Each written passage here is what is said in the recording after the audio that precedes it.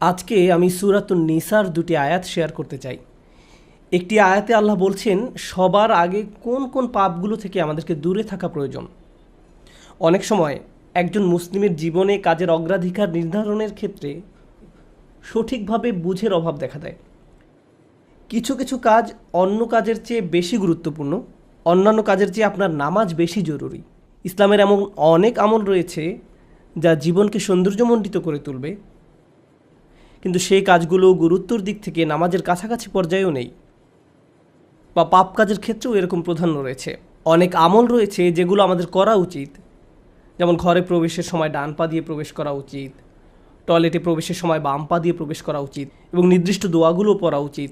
এ ধরনের আমলগুলো করার চেষ্টা থাকা উচিত, এগুলো উপেক্ষা করার কোনো সুযোগ নেই। কিন্তু এমন অনেক পাপ কাজ রয়েছে যেগুলো করা কবিরা গুনাহ। অনেক সময় এই অগ্রাধিকার নির্ধারণের ক্ষেত্রে মানুষ যখন সঠিক জ্ঞানের অভাব থাকে, তখন তারা ছোট ছোট ব্যাপারকে বেশি গুরুত্ব দেয়। তারা নিশ্চিত করতে চায় যে আমি অমুক অমুক সুন্নাহ ঠিকভাবে পালন করছি তো, অমুক অমুক দোয়াগুলো নিয়মিত পড়ছি তো, শুক্রবারে সূরাতুল কাহফ পড়ছি তো, ইত্যাদি ইত্যাদি। তো তারা ছোট ছোট আমলগুলো সঠিকভাবেই আদায় করে, কিন্তু একই সময়ে চোখের সামনে থাকা বিশাল বিশাল গুনাহগুলো অনায়াসেই করে ফেলে। করার সময় দ্বিতীয়বার চিন্তাও করে না। যেমন ধরুন হারাম উপার্জনের টাকা, জিনা করা, সুদ, এরকম বড় বড় গুনাহ, বিরাট বিরাট শয়তানি পাপগুলো সে অনায়াসেই করে যায়। মনে হয় যেন চোখ থাকতেও সে অন্ধ। ছোট ছোট আমলগুলো আপনি ঠিকই গুরুত্ব দিয়ে করে যাচ্ছেন, যেন মনে মনে ভালো ফিল করতে পারেন যে যাক, আমি তো ধর্ম পালন করছি। এজন্যই কুরআন আমাদেরকে বিভিন্ন আমলের সঠিক অনুপাত ঠিক করে দিয়েছে। আল্লাহ এ আয়াতে বলছেন, ইনতাজতানিবু কাবাইরা মা তুনহাউনা আনহু, যদি তোমরা নিষিদ্ধ কাজের বড় বড়গুলো হতে বিরত থাকো। সুতরাং দেখা যাচ্ছে এমন অনেক বড় বড় পাপ রয়েছে যেগুলো থেকে আমাদের অবশ্যই বিরত থাকতে হবে। যদি আমরা এটা করতে পারি, তাহলে ছোট ছোট পাপের ক্ষেত্রে আল্লাহ বলছেন নুকাফিরু আনকুম সাইয়্যাতিকুম, তাহলে আমি তোমাদের ছোট ছোট পাপগুলো ক্ষমা করে দেব। অর্থাৎ আগে সিরিয়াস ব্যাপারগুলো যত্ন নাও। কোরআন যেগুলোর উপর গুরুত্ব আরোপ করেছে, যেমন টাকা উপার্জনের বিষয়টা, কিভাবে আমরা টাকা আয় করি এবং কিভাবে তা ব্যয় করি, সে ব্যাপারে আগে যত্নবান হওয়া, এটা খুবই সিরিয়াস একটা ব্যাপার। আমাদের আশেপাশে যারা আছে তাদের অধিকারের ব্যাপারে সাবধান থাকা, যারা এতিম বা অভাবগ্রস্ত তাদের দেখাশোনা করা। সূরা মাউনে আল্লাহ বলছেন ফাযালিকাল্লাযী ইয়াদউল ইয়াতীম, সেই ব্যক্তি যে এতিমকে গলা ধাক্কা দেয়। এগুলো বড় ধরনের পাপ। তারপর যেভাবে আমরা আমাদের ব্যবসা বাণিজ্য চালাই, কেউ যদি আপনার কাছে টাকা পায়, কোনো কন্ট্রাক্ট মানতে যদি ওয়াদাবদ্ধ হন, কোনো সেবা প্রদান করার জন্য যদি আপনাকে বেতন দেওয়া হয়, কাজের ক্ষেত্রে সততা বজায় রাখা। ঠিক একইভাবে কোরআনে বর্ণিত সবচেয়ে ভয়ঙ্কর পাপগুলোর একটি হলো সুদ। একইভাবে আমাদের পবিত্রতা রক্ষা করা, অর্থাৎ জেনা ব্যভিচার থেকে বিরত থাকা, এটা কবিরা গুনাহ। এটা এত বড় গুনাহ যে আল্লাহ বলছেন লা তাকরাবুজ জিনা, ব্যভিচারের কাছেও যেও না। অন্যান্য ছোট ছোট গুনায় তোমরা হয়তো জড়িয়ে পড়বে। হতে পারে তোমার নামাজে যথেষ্ট মনোযোগ ছিল না, অজুটাও হয়তো উত্তম রূপে করা হয়নি। হতে পারে যখন নামাজ পড়ছিলে তখন অন্য কোথাও মন পড়েছিল। হতে পারে হজ বা উমরা করার সময় কিছু কিছু নিয়মকানুন ঠিকমতো পালন করতে পারোনি। কখনো কখনো হয়তো ধৈর্য হারিয়ে ফেলেছিলে। এই ছোট ছোট বিষয়গুলো ক্ষমা করে দেওয়া হবে, কারণ তোমরা বড় বড় পাপ থেকে বিরত ছিলে। ছোট বড় পাপের এমন একটি তারতম্য কোরআনে জোর দিয়ে উপস্থাপন করা হয়েছে। কিন্তু এই আয়াতের যে ব্যাপারটি আমার কাছে বেশ চমৎকার লেগেছে, সেটা শুধু তিনি যে আমাদের পাপগুলো উপেক্ষা করবেন তা নয়, বরং এই পাপগুলোর কথা মনে করে আমরা প্রায় লজ্জিত হয়ে পড়ি। আল্লাহ এর সাথে সাথে আরও যোগ করে বলেন ওয়ানুদখিলকুম মুদখলান কারিমা, এবং সম্মানজনক স্থানে তোমাদের প্রবেশ করানো হবে। অন্য কথায়, ওই ছোট ছোট ত্রুটিগুলোকে উপেক্ষা করে তোমাদেরকে সম্মানিত করা হবে, মর্যাদা দেয়া হবে। আর ওই সব লজ্জাজনক ব্যাপারগুলো তোমাদের রেকর্ড থেকে মুছে ফেলা হবে। তাই যখন তোমরা আল্লাহর সামনে আসবে, অপমানিত হবে না, তোমাদের সম্মানজনক স্থানে প্রবেশ করানো হবে। এই আয়াতের আরেকটি ব্যাপারও আমার কাছে বেশ চমৎকার মনে হয়েছে। এই আয়াতের পূর্বের কয়েকটি আয়াতে কিছু কিছু কবিরা গুনাহ নিয়ে কথা বলা হয়েছে, যেমন ব্যবসায় প্রতারণা করা, কাউকে অন্যায়ভাবে হত্যা করা। আর ছোট ছোট পাপ ক্ষমা করে দেওয়ার আয়াতের ঠিক পরের আয়াতে আরও অসাধারণ উপায়ে জীবনের বিভিন্ন বড় বড় পাপে জড়িয়ে পড়ার যে মূল কারণ সেটা বলা হয়েছে। আল্লাহ আযজা ওয়া জাল্লা বলেন ওয়ালা তাতামান্নাউ মা ফাদ্দালাল্লাহু বিহি বা'দাকুম আলা বা'দ, আর তোমরা আকাঙ্ক্ষা করো না এমন সব বিষয়ে যাতে আল্লাহ তাআলা তোমাদের একের উপর অন্যের শ্রেষ্ঠত্ব দান করেছেন। তো আমাদের ক্ষেত্রে যা ঘটে যখন আমরা এমন কাউকে দেখি যে আমাদের চেয়ে বেশি টাকা উপার্জন করে, আমাদের চেয়ে তার চেহারাটাও বেশি সুন্দর, তার গাড়িটাও উত্তম, তার সাংসারিক জীবনটাও প্রশান্তির। কখনো কখনো ভাই বোনের মাঝেও এই হিংসা দেখা দেয়। যেমন আমি বলতে শুনেছি, আমার বোনের গায়ের রং আমার চেয়ে উজ্জ্বল। হিংসা বিভিন্ন প্রকৃতির হতে পারে। কারো ভালো কিছু থাকার কারণে আপনি তাকে ঈর্ষা করতে পারেন, এবং আপনার নিজের সেটা না থাকার কারণ নিয়ে সারাক্ষণ চিন্তা করতে পারেন। আর এই চিন্তা আপনাকে শেষ করে দিতে পারে। এটা ছোট বড় যে কোনো কিছুর জন্য হতে পারে। এটা বস্তুগত বিষয়, যেমন অর্থকড়ি, ঘরবাড়ির জন্য হতে পারে। আবার অবস্তুগত বিষয়, যেমন বাবার ভালোবাসা, মায়ের ভালোবাসার জন্যও হতে পারে। বাবা কেন তাকে এত ভালোবাসে? আমার প্রতি তো এত মনোযোগ দেয় না। মা সবসময় শুধু আমার দোষ দেখেন, তিনি কখনো ওর দোষ দেখেন না। মাঝে মাঝে পিতামাতার আচরণ ব্যাপারটাকে আরও জটিল করে তোলে, কারণ তারা বারবার বলতে থাকেন, কেন তুমি তোমার ভাইয়ের মতো হতে পারো না?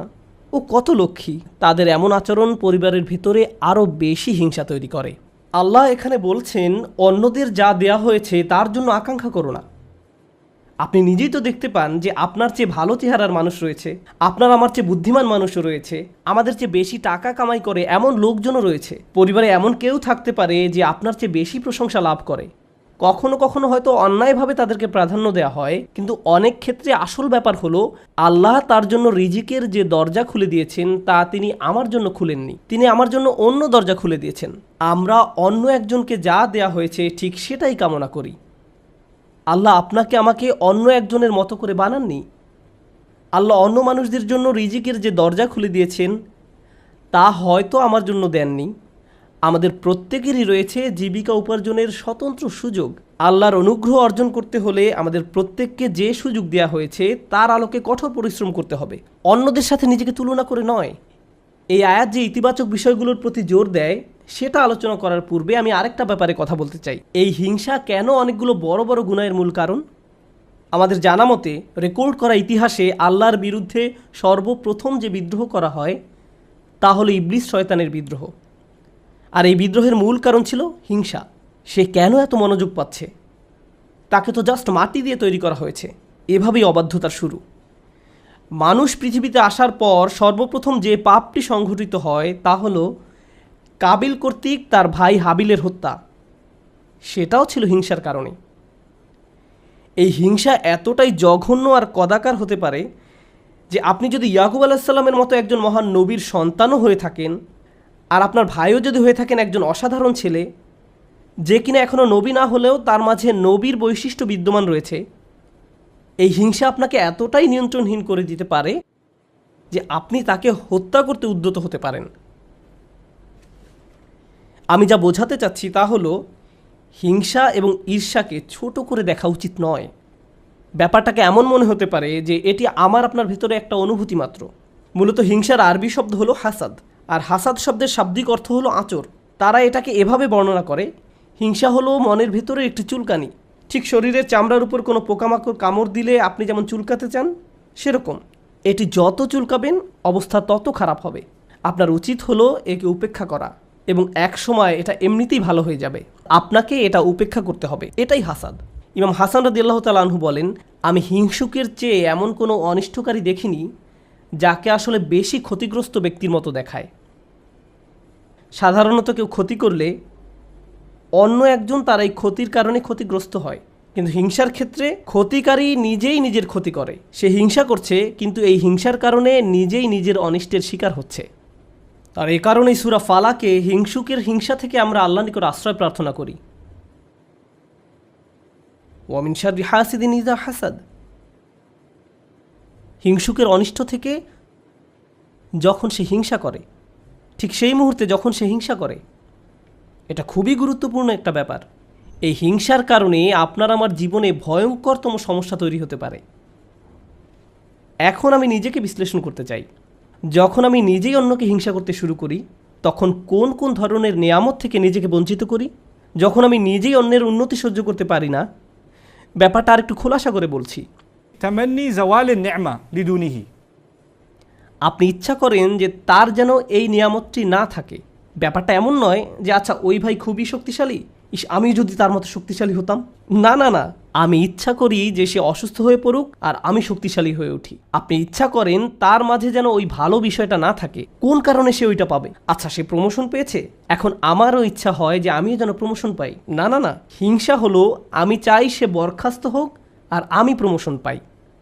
আপনি তার ব্যর্থতা দেখতে চান, আপনার ভেতরের কিছু একটা চায় তার যেন পতন ঘটে। তার পতনের ফলে আপনার জীবিকায় সমৃদ্ধি আসে না, আপনার এতে কোনো উপকার হয় না, তবু আপনার ভেতরের কিছু একটা তার পতন কামনা করে। যদি তার পতন ঘটে তাহলে আপনার কাছে তা ভালো লাগবে। এটাই হলো হাসাদ। কিভাবে এটা একজনের ভালো দিক ধ্বংস করে দেয়? আমরা ইবলিস শয়তান সম্পর্কে জানি। আল্লাহ তাকে ফেরেশতাদের কাতারে রেখেছিলেন, এর চেয়ে উন্নত কোনো মর্যাদা হতে পারে না। কিন্তু হিংসা তাকে এত উচ্চ পর্যায় থেকে একেবারে নিম্নতম পর্যায়ে নামিয়ে দিয়েছে, আল্লাহর নিকট থেকে বহু দূরে সরিয়ে দিয়েছে। চিন্তা করতে পারেন, এত বড় মর্যাদা কেড়ে নেওয়া হলো, এর মূল কারণ ছিল হিংসা। চিন্তা করতে পারেন, মূল কারণ হলো নিজেকে অনেক বড় কিছু মনে করা। হিংসার কারণে হত্যার মতো জঘন্য অপরাধ সংঘটিত হলো। আল্লাহ সূরা আরাফে বর্ণনা করেন, কান্নামা কাতালান নাসা জামিআ, সে যেন গোটা মানব জাতিকে হত্যা করলো। হিংসার কারণে হত্যার মতো জঘন্য অপরাধ সংঘটিত হলো, আর এই মহাপাপের মূল কারণও ছিল হিংসা। এই সকল উদাহরণের মূল শিক্ষা হলো আমাদের নিজেদেরকে ভালো করে বিশ্লেষণ করে দেখা উচিত আমরা নিজেরা এই রোগে আক্রান্ত কিনা।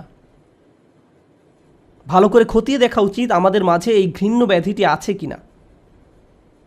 মানুষ শুধু টাকা পয়সা নিয়ে হিংসা করে না, মানুষ প্রায় সব কিছু নিয়ে হিংসা করে। পরিবারের সবার মনোযোগের কেন্দ্রবিন্দু হওয়া, এটা এমনকি ধর্মীয় পরিমণ্ডলেও ঘটতে পারে। ভাই জানেন, অমুক শায়েখ, তার ভিডিও মানুষ বেশি দেখে। আপনি তার ফলোয়ারদের সাথে নিজের ফলোয়ারদের তুলনা করছেন কেন? মাহফিলে তাকে কেন প্রধান বক্তা করা হলো, তাকে কেন সবচেয়ে ভালো সময় বক্তব্য দিতে দেয়া হলো? এমন ঘটনা মসজিদেও ঘটতে পারে। ভাই দেখেছেন তারা কত টাকা তুলেছে, আমরা এত টাকা তুলতে পারিনি। আর এই মনোভাব প্রতিযোগিতায় সীমাবদ্ধ থাকে না, হিংসায় পরিণত হয়। কেন তারা আমাদের চেয়ে ভালো করছে? এই হিংসা এমনকি ধর্মীয় পরিমণ্ডলেও আঘাত করতে পারে। মদিনায় আসার পর সাহাবীরা ধারণা করেছিলেন মদিনার ইয়াহুদিরা সবার আগে ইসলাম ধর্ম গ্রহণ করবে। এ সম্পর্কে কোরআনে এসেছে, আফাতাত মাউনা আইয়ুমিনু লাকুম, তোমরা কি আশা করো যে তারা তোমাদের কথা ঈমান আনবে? কারণ তারা আহলে কিতাব, তারা ওহী অবতীর্ণ হওয়া সম্পর্কে অবগত ছিল। তারা রাসূল সাল্লাল্লাহু আলাইহি সাল্লামকে সেভাবে চিনত যেভাবে তারা তাদের ছেলে মেয়েদের চিনতে পারত। এর কারণ ছিল আসলে হিংসা। তারা এই ব্যাপারটা মেনে নিতে পারেনি যে নবী প্রেরণের অনুগ্রহটি বনী ইসরায়েলদের কাছ থেকে অন্যদের কাছে চলে যাবে। তারা চাইতো ওহী মুহাম্মদ সাল্লাল্লাহু আলাইহি সাল্লামের কাছে না এসে তাদের কারো কাছে আসুক। জীবনের এমন কোনো দিক নেই যেখানে হিংসার আক্রমণ হওয়ার সম্ভাবনা নেই। এটা আপনার চাকরি জীবনে প্রভাব ফেলতে পারে, ব্যবসায়িক জীবনে প্রভাব ফেলতে পারে, আপনার পারিবারিক জীবন, ব্যক্তিগত জীবন, ধর্মীয় জীবন, সামাজিক জীবন থেকে শুরু করে জীবনের প্রতিটি ক্ষেত্রে এর প্রভাব পড়তে পারে। সম্প্রতি বিশ্বের বিভিন্ন প্রান্তে ভ্রমণ করার অভিজ্ঞতা থেকে আমি এক নতুন ধরনের হিংসা সম্পর্কে অবগত হয়েছি। অনেক বোন এসে আমার কাছে প্রশ্ন করেন, এটা বলার কারণে হয়তো আমি সমস্যায় পড়তে পারি, যাই হোক, কোরআনে কেন পুরুষদের জন্য অমুক অমুক বিধান দেওয়া হয়েছে আর নারীদের জন্য সম্পূর্ণ ভিন্ন বিধান দেওয়া হয়েছে? পুরুষদের কেন বোরকা পরতে হয় না? আমাকে এই প্রশ্ন করা হয়েছিল। ডিভোর্স আইনের ক্ষেত্রে দেখা যায় আইনগুলো কেমন যেন পুরুষের অনুকূলে, মহিলারা জান্নাতে কী পাবে? আমি বলছি না যে এই প্রশ্নগুলোকে উপেক্ষা করতে হবে, কিন্তু এখানে একটা ব্যাপার আমাদের সাবধান থাকতে হবে। আমরা আল্লাহ সুবহানাহু ওয়া তাআলা সম্পর্কে কথা বলছি। তিনি যখন কোনো বিধিবিধান নাজিল করেন, এই বিধানগুলো আমি প্রবর্তন করিনি, আমি শুধু এই বিধানগুলো বোঝার চেষ্টা করেছি এবং শেখানোর চেষ্টা করছি। কিন্তু যিনি এই বিধানগুলো দিয়েছেন তিনি হলেন সবচেয়ে দয়াবান, ভালোবাসাপূর্ণ এবং সবচেয়ে ন্যায় বিচারক। যদি এই বিধান নিয়ে আপনার অন্তরে খুঁতখুঁতে ভাব থাকে এবং মনে মনে ভাবেন যে আমার মনে হচ্ছে এখানে ন্যায্য বিধান দেয়া হয়নি, এটা খুবই মারাত্মক একটি সমস্যা। এমনকি আল্লাহ সম্পর্কে এই মনোভাব যে আমাকে ঠকানো হয়েছে, আমাকে তিনি যা দিয়েছেন সেখানে ঠকিয়েছেন, আমাকে পুরোপুরি বুঝতে হবে কেন তিনি আমাকে এটা করতে বলেছেন। একটা ব্যাপারে বলছি, উদাহরণস্বরূপ কেউ যদি আমাকে জিজ্ঞেস করে কেন আল্লাহ মহিলাদেরকে পর্দা করতে বলেছেন, আমার সৎ জবাব হবে আমি জানি না। আমি নিজে নিজে চিন্তা করে হয়তো এই বিধানের কিছু উপকারী দিক তুলে ধরতে পারবো, কিন্তু এই উপকারী দিকগুলো আল্লাহ অবতীর্ণ করেননি। এই উপকারগুলো আমি চিন্তা করে বুঝতে পারলাম, আর আমার এই সাহস নেই যে আমি বলবো যে অমুক অমুক যুক্তির কারণে হিজাব পড়তে হবে, কারণ এই যুক্তিগুলো আল্লাহ অবতীর্ণ করেননি। অনেক সময় আল্লাহ কোনো বিধান নাজিল করেন কিন্তু তার পেছনের কারণ বর্ণনা করেন না। তিনি বলবেন তুমি নিজে নিজে চিন্তা করে দেখো, লাআল্লাকুম তাতাফাক্কারুন লিয়াদাব্বারু আয়াতিহি, কেন এই বিধানগুলো দেয়া হয়েছে তা তোমরা নিজেরা চিন্তা করে খুঁজে নাও। তবে একটা ব্যাপার আমি নিশ্চিত জানি, যে বিধানই তিনি অবতীর্ণ করেন না কেন তা আমাদের প্রতি তার অপার অনুগ্রহ মাত্র। আল্লাহ এই আয়াতগুলোতে কি বলছেন? উত্তরাধিকার সম্পত্তি বন্টনের বিষয় বর্ণনা করা আয়াতগুলোর পরে এসেছে। ইসলামে সবাই সমান উত্তরাধিকার সম্পত্তি পায় না, নারী এবং পুরুষ সমান সম্পত্তি পায় না। তারা মেয়ে, স্ত্রী, মা যেই হোক না কেন সমান সম্পত্তি পায় না। তাই আল্লাহ কি বলেছেন? লির রিজালি নাসিবুম মিম্মা ইকতাসাবু ওয়ালিন নিসাই নাসিবুম মিম্মা ইকতাসাবনা। পুরুষদের জন্য রয়েছে অংশ তারা যা উপার্জন করে তা থেকে, এবং নারীদের জন্য রয়েছে অংশ যা তারা উপার্জন করে তা থেকে। এই আয়াতে মিন অর্থাৎ থেকে এই শব্দের ব্যবহারটি লক্ষ্য করার মতো। এই পৃথিবীতে যত কিছুর জন্য আপনি কাজ করেন তার সবটুকুর ফসল পাবেন না, এর থেকে একটি অংশ পাবেন, আর বাকি অংশ পরে পাবেন। অথবা আপনি কাজ করেছেন কিন্তু তার কিছু অংশ সুফল পাওয়ার যোগ্য ছিল না, যেমন হয়তো আপনার নিয়ত শুদ্ধ ছিল না, কাজটা যথেষ্ট পরিশুদ্ধ ছিল না, তাই আপনি আপনার কাজের সেই অংশের মূল্য পাবেন যা মূল্য পাওয়ার যোগ্য ছিল। তাই আল্লাহ বলছেন পুরুষরা কি পাবে তার জন্য একটি মান আমি নির্ধারণ করে রেখেছি, আবার নারীরা কি পাবে তার জন্য একটি মান আমি নির্ধারণ করে রেখেছি। তারপর তিনি বলছেন ওয়াসআলুল্লাহ মিন ফাদলিহি, কুরআনের অসাধারণ একটি বাক্য। এর অর্থ হলো আর আল্লাহর কাছে তার অনুগ্রহ প্রার্থনা করো। এখানে ফাদল দ্বারা শুধু অনুগ্রহ বোঝায় না। হিংসার ক্ষেত্রে হিংসুক ব্যক্তি মনে করে অমুক আমার চেয়ে বেশি ফাদল পেয়েছে, অমুক ব্যক্তি সম্পত্তির দিক থেকে আমার চেয়ে বেশি ফাদল বা অধিক আনুকূল্য পেয়েছে, অথবা চেহারা সুরতের দিক থেকে বা সুযোগ সুবিধার দিক থেকে বেশি আনুকূল্য পেয়েছে। বাসায় কোনো মেয়েও এমনটা অনুভব করতে পারে, কারণ তার বোন বিয়ের সব প্রস্তাব পাচ্ছে কিন্তু সে পাচ্ছে না, আমার বোন আমার চেয়ে বেশি ফাদল পেয়েছে। আল্লাহ বলছেন যদি তুমি ফাদল পেতে চাও তাহলে আল্লাহর অন্য কোনো সৃষ্টির চেয়ে বেশি চাওয়ার পরিবর্তে সরাসরি আল্লাহর কাছ থেকে নিজের জন্য ফাদল চাও। নিজেকে অন্যদের সাথে তুলনা করা বন্ধ করো, বরং আল্লাহর নিকট থেকে তুমি নিজের জন্য কি পেতে পারো তার দিকে মনোযোগ দাও। মনে মনে ধরে নাও যে আশেপাশে কারো কোনো অস্তিত্ব নেই, অন্যদের কি আছে সেই সম্বন্ধে চিন্তা ভাবনা করা বন্ধ করো। মনের উপর যদি এরূপ নিয়ন্ত্রণ প্রতিষ্ঠা করতে পারেন তাহলে খুবই সুখী জীবনযাপন করতে পারবেন। যদি কখনো এমনটা হয় যে তুমি ক্লাসে বসে আছো, স্যারের বক্তব্য শুনতে পাচ্ছ কিন্তু কিছুই বুঝতে পারছো না, মনে মনে ভাবছো আমি জানি না আমি কোন স্বর্গে বাস করছি, কিন্তু তোমার পাশের ছেলে বা মেয়েটি প্রতিবার হাত তুলে স্যারের প্রত্যেকটা প্রশ্নের জবাব দিচ্ছে আর তোমার মন বিষিয়ে উঠছে। মনে মনে ভাবছো যদি মেয়েটাকে কষে একটা চড় দিতে পারতাম, আমি তাকে সহ্য করতে পারছি না, কারণ সে সব প্রশ্নের উত্তর দিচ্ছে। তোমার সকল মনোযোগের কেন্দ্রবিন্দুতে এমন একজন যে তোমার চেয়ে বেশি বুদ্ধিমান, যে স্যারের প্রিয় ছাত্র, যে সকলের মনোযোগ পাচ্ছে, যার কারণে তোমার নিজেকে খারাপ ছাত্র মনে হয় বা যার কারণে তারা তোমাকে লজ্জা দিচ্ছে। কিন্তু একটা ব্যাপার কি তুমি খেয়াল করেছো? তুমি সেখানে বসে আছো শুধু তুমি এবং শিক্ষক। তুমি এখানে এসেছো শিখতে, অন্যের দোষ না দিয়ে তোমার উচিত নিজেকে দোষ দেয়া। হায় হায় আমি আমার মনোযোগ হারিয়ে ফেলেছি। নিজের কাছে ব্যাখ্যা দাবি করো কেন তুমি মনোযোগ হারালে। প্রশ্ন করতে গিয়ে লজ্জা অনুভব করো না। তুমি এখানে এসেছো নিজের উন্নতি সাধন করতে, অন্যদেরকে নিজের মূল্য বোঝাতে নয়। তুমি এজন্য শিখতে আসোনি। একই কথা প্রযোজ্য চাকরির জায়গায়, পরিবারের। অন্য কাউকে বেশি দাম দেওয়া হচ্ছে বলে আপনি নিজেকে গুটিয়ে ফেলবেন না। যদি কোনো অন্যায় করা হয় আপনি কথা বলুন, কোনো কিছু যদি বলার থাকে বলুন। যদি কোনো কিছু আপনাকে বিরক্ত করে ভেতরে ভেতরে জ্বলবেন না এবং এটাকে বড় হতে দিবেন না, নিজের ভেতরে ঘৃণা তৈরি হতে দিবেন না। আমরা আল্লাহর নিকট যে দোয়াগুলো করি তার একটি হলো ওয়ালা তাজআল ফি কুলুবিনা গিল্লাল লিল্লাযিনা আমানু। ঈমানদারদের বিরুদ্ধে আমাদের অন্তরে কোনো বিদ্বেষ রেখো না। যখন আমরা কিয়ামতের দিন তার সামনে দণ্ডায়মান হব তখন যেন আমাদের অন্তরে ঈমানদারদের বিরুদ্ধে কোনো গিল বা খারাপ অনুভূতি না থাকে। আমরা দুনিয়াতেও এটা চাই না, আর জান্নাতে আল্লাহ আমাদের থেকে তা দূরে রাখুন। তাই এই ব্যাপারটা পার্থিব জীবনে ঘটতে পারে। এমন হতে পারে যে কারো বিরুদ্ধে আপনার অন্তরে হিংসার মনোভাব তৈরি হচ্ছে, ও সে তো এই পজিশন পাওয়ার যোগ্য নয়, সে তো অমুক কাজ করার যোগ্য নয়। আপনার অন্তরে যদি এমন অনুভূতি তৈরি না হয় তাহলে সেটা খুবই ভালো। কিন্তু অনেক মানুষ আছে যারা এভাবে চিন্তা করে ওই লোক আমার চেয়ে অনেক বেশি বেতন পায়, সে কেন আমার চেয়ে বেশি বেতন পাবে। তারা কত টাকা বেতন পায় বা না পায় তার সাথে আপনার সম্পর্ক কি? আপনি কি করেন? আপনি কি অর্জন করেছেন? আপনার যদি মনে হয় যে আপনার আরও বেশি বেতন পাওয়া উচিত, তাহলে ব্যাপারটা যথাযথ কর্তৃপক্ষকে বলুন। ওয়াসআলুল্লাহ মিন ফাদলিহ, আল্লাহর কাছে তাঁর অনুগ্রহ প্রার্থনা করুন। ইন্নাল্লাহ কানা বিকুল্লি শাইইন আলিমা, নিঃসন্দেহে আল্লাহ তাআলা সর্ববিষয়ে জ্ঞাত।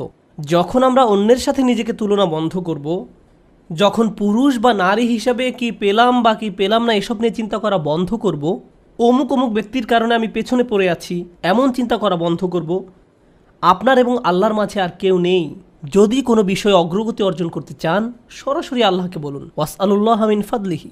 অন্যথায় সারা জীবন ধরে কেবল অন্যের বিরুদ্ধে অভিযোগই করে যেতে পারবেন। কিভাবে তারা আপনার প্রতি অন্যায় করেছে, কিভাবে তারা আপনাকে সুযোগ থেকে বঞ্চিত করেছে, কিভাবে সবাই পেয়েছে কিন্তু আপনি পাননি। আর এভাবে অভিযোগ করলে আপনার জীবন তো দুর্দশাগ্রস্ত হবেই, আপনার কারণে আপনার আশেপাশের মানুষের জীবনও দুর্বিষহ হয়ে পড়বে।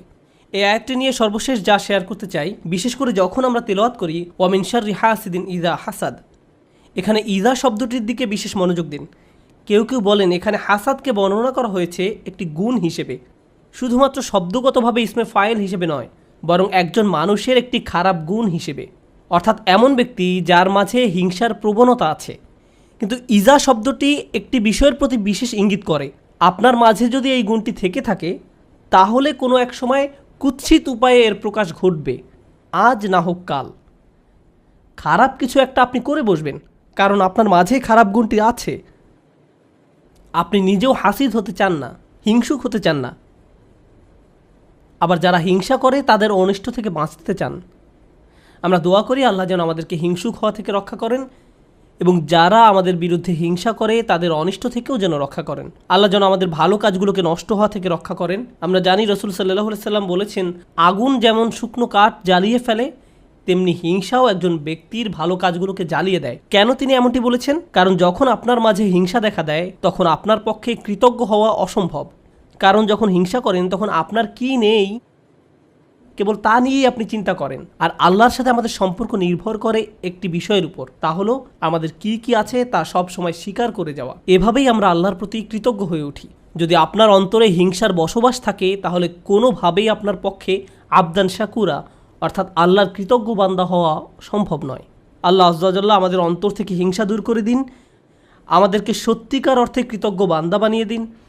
আল্লাহ সঠিকভাবে তার অনুগ্রহ চাওয়ার মতো তৌফিক দান করুন এবং আমাদের জীবনকে আরও সুন্দর করে দিন। বারাকাল্লাহু লি ওয়া লাকুম ফিল কুরআনিল হাকিম ওয়া নাফা'নি ওয়া ইয়্যাকুম বিল আয়াতি ওয়াজ যিকরিল হাকিম।